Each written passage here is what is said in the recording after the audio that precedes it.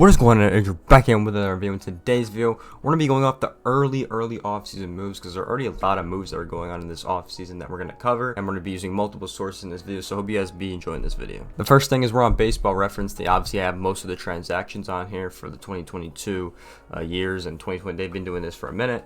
So pretty much, if you guys don't know, the 6th was when everyone got released from their contract. This was the day after the World Series ended. So pretty much, as you guys can see, well, I just continue to scroll down. We have a lot of guys becoming free agents and some big name players as well. They're going to be on the market this year. So interesting to see what happens. Obviously, we know Edwin Diaz already signed his contract. We'll show that in a minute.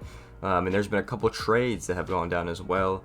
They're minor, nothing really crazy, but I just wanted to show you guys and update everyone because there's a lot that's happened over the last 2 days that the World Series has been over. So yeah, this was one of the trades. The Atlanta Braves traded for Sam Hilbert from the Rockies. Interesting one-on-one trade here. I think Hilbert's not a terrible player. Interesting the Braves got him actually, but that's technically the first trade of this offseason. Another interesting one is from the Phillies actually. So they're going to pick up Aaron Nola's contract for the next season. Obviously makes sense, but they've denied Segura and they have denied Effin. So interesting to see this because Gene Segura has been here for a while. His career has, really been on the Phillies. Gene Segura was going to get $17 million for 1 year. Effin, I'm not sure what he was going to get for the next year, but interesting that the Phillies have decided to decline both of these players. We'll see where and when they end up. Another big one, which I'm not personally really surprised, but Anthony Rizzo has also opted out of his contract. He's going to be a free agent now. He had 1 more year left on his deal, but he decided to opt out, try to play the free agent market, I guess. Smart decision from him, I think, but he could always come back to the Yankees, so he's not ruling that out, but I wouldn't be surprised if he went to another team. We'll see where he goes. And this is something as well. The Angels GM also said they will not trade Shohei Ohtani this offseason. Now, this is something I think that is cap. I don't think this is true at all. I think if they get the right deal, they're 100% going to trade him. It's just interesting, or they might trade him at the deadline. We'll see. I think he's definitely getting traded though, because Ohtani, I don't think he's liked his time on the Angels with the winning. I think he's liked the organization, but not really that they haven't won anything. So I'm not really surprised that he wants to leave, and he said that publicly himself in Japan. So we'll see. His contract is up at the end of this year, so I personally think he's going to get traded. But we'll see what happens. I mean, interesting, bold statement. I think if they get the right deal, he's gone. But I guess they want the extra revenue for the next year. But I don't know. Interesting statement to be making. Also, something else that happened yesterday on the 7th. We also got news on the draft lottery situation going on. So the draft lottery will be taking place on December 6th from the winter meetings in San Diego. So interesting to see this come out. We were kind of wondering when this was going to happen. If you guys don't know how this works, pretty much every team that did not make the playoffs, all the 20 teams, will have a certain number of percentage. You can see the odds down here for each team to get the #1 pick. And apparently, like I've shown in the past, these slots can move up and down.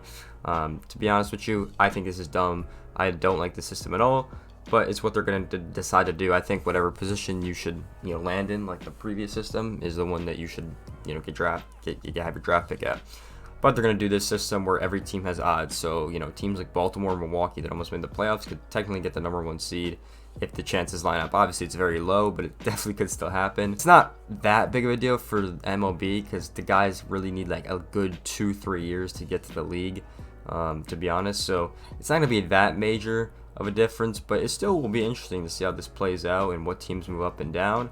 But yeah, it's definitely going to be interesting, and I do think it's going to be kind of annoying for some teams at the bottom, to be honest. So we'll wait and see. So let's talk about some of the Mets moves. Obviously, they're planning to pick up of Vogelback's contract, $1.5 million.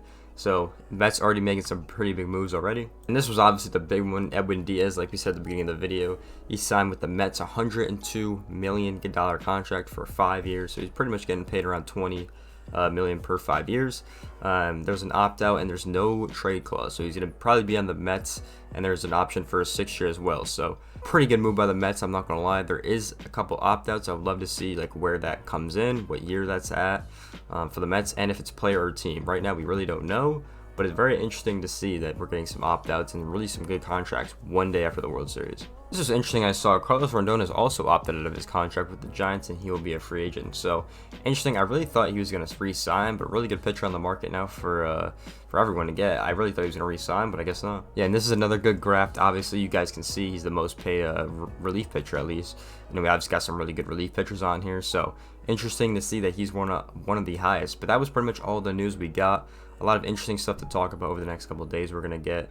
So yeah, if you guys enjoyed this video, you guys want to see more off-season content like this, make sure to like, comment, subscribe. Go check out the socials down below, and I'll see you guys in the next video. Peace out, everyone.